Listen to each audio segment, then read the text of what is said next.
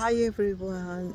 Once again, this is Susan Safot, certified clinical hypnotherapist, author of the book Why Hypnosis for Personal Development, and it's on Amazon in three types: Kindle, Audible, and paperback. Today, in this beautiful outside environment full of the trees and greens and blowing the wind, was surprisingly because I live in Arizona, felt that here the even weather is changing and becoming more pleasant, not harsh. And even in the weather, we need gentleness. Even we need in the environment that we live, we need to be uh, acquainted. We feel warm, feel calm, feel pleasant, feel welcome. And wherever you are and you feel that you are not welcome, that's not your place.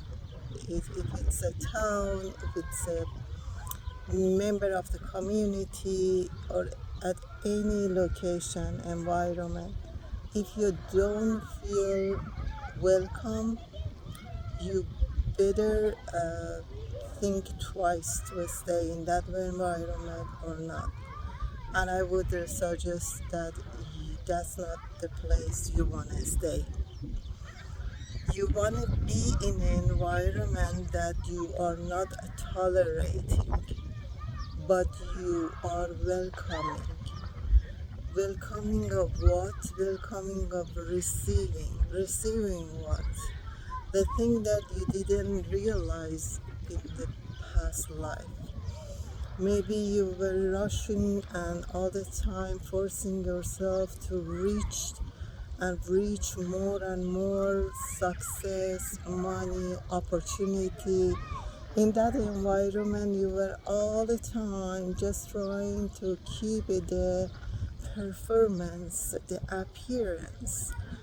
But as a time, at the moment that you feel that that performance doesn't fit your inner purpose, your inner goal, your inner peace, that's the change. That's a point of changing, and congratulations to whoever reached that point and makes the brave decision to leave that environment and belong to the place that receives, can feel the calmness, the environment that can feel um, I am me, I am more than any other place here. I am welcome to be myself, to become myself. You need to be between those people that welcome your side. It no matter if it's a harsh side of you or it's a soft side of you, but they never take advantage of that. Actually, they will be like a mirror, and they will keep quiet and let you to express yourself no matter what, because eventually you will notice that environment does affect on your appearance, on your welcoming yourself, to love yourself, to take a good care of yourself. And after that, from there, you can find the purpose that you have in life you've been looking for. That seed that it was planted inside of each one of us from the childhood. We have a seed that we are here to fulfill that, to bloom it, to blossom, to let it go outside freely. And in that environment that we can bring it out and show it up and see it, that we are the creative of that, we will be proud of ourselves. we gain more confidence. And confidence is not something you have to gain. Actually, it is inside each one of us. The calmness, the stillness. We have the right to be stable, to stand on the firm ground and still a stable ground to perform, or rather to say, to create our own reality from the what we have inside. It could be anything from painting, making statues, sculptures, um, searching, anything, healing process, any sort of the talents that's been bestowed on you divinely and is waiting to come outside. And you know what? If you don't let it go, if you don't allow it to show it to come outside, and it needs the environment to be understood, so it will be pressed down. You will press it inside of yourself. You will be like in a pressure, and you will trying to hold yourself back. And that surface level life, it doesn't allow you to be happy completely, to joy, to be satisfied. So, satisfaction of the life, first of all, is to finding your inner goal, what is actually inside of each one of us that is waiting to come out without unapologetically, without any excuse, showing it and living it and being it and create it without any apology and without any excuse. If no matter the environment that I'm living, they like it or no. Most of us, we are relying to our family type of the growth, attitude, culture, beliefs. So we welcome most of the time others' intentions to our soul and body instead of realizing that they have no space inside of us. Actually, when we are growing and when we die, there is no one except us, that we are by ourselves. We are leaving this body.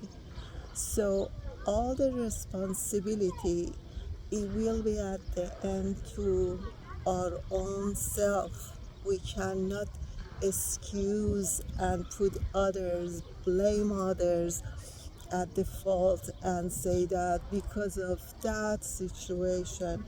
It is hard, and it is easy to say that doing it actually practically it is. It has a lot of pressure because you have to change and scramble all the mindset, all the old beliefs, all that are knowns to us. As you know, knowns are the behavior and memories and patterns that are seated inside our mindset subconscious. So we actually live into it without thinking.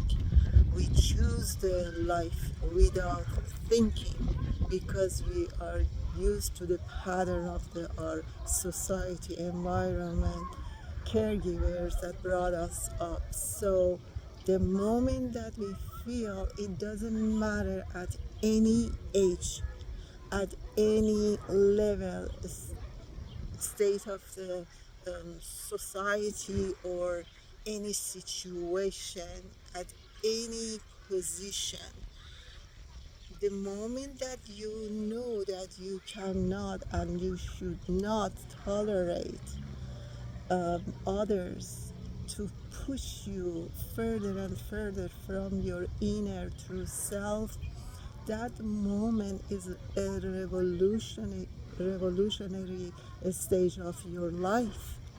And it doesn't have to be all at once. The moment that you know it, that would help a lot. And eventually the mindset will figure it out inside of you. But you have to believe it, that you know certain, you are certain about it, and absolutely assured that no, this is not me, this is not who I want to be. And then the change will appear. How? Because the change was waiting inside of us and we weren't pushing it aside. We were pushing it in the darkness. And when they say shadow work absolutely is essential, means exactly this that I'm telling you. Means that you gotta work with a part of you that you have hidden from yourself, which is your true self. You, how many times in childhood maybe we've been slashed on back of our hand, spanky, and or being slap on the face or hand, or maybe yelled at, don't do it. And you know that even maybe it was for the good intention, but because of that child and naiveness and small, being so small and didn't have the ability to express, or even maybe didn't cry or didn't yell at all, and then we push it and we went like like this. Those are the energy that builds up, as simple as that.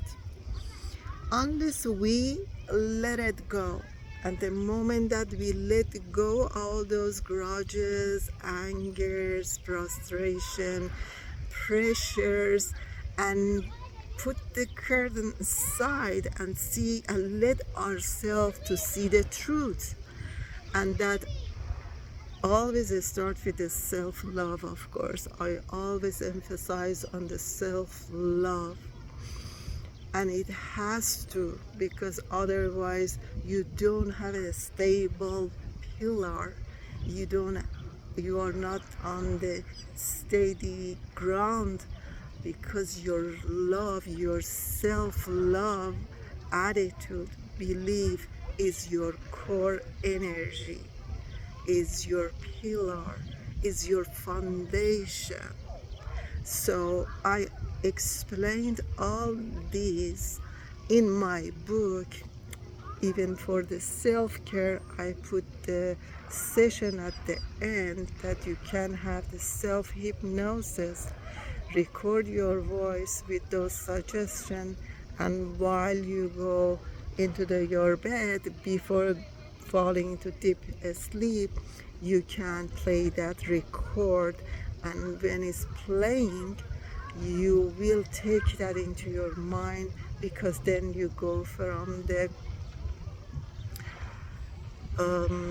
beta to the alpha, and then you drop to the theta, deep sleep. That there, all the changes that you already have noticed in the outside world, it will affect with those suggestions and positive words into your mind, and eventually it will replace it will replace the old behavior and old beliefs.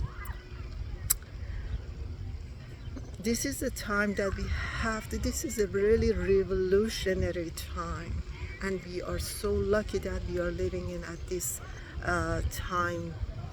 And I hope that all of us, we can eventually become one in consciousness, and create the world that we love to live, first inside of ourselves and then spread it to our surrounding and the world around us.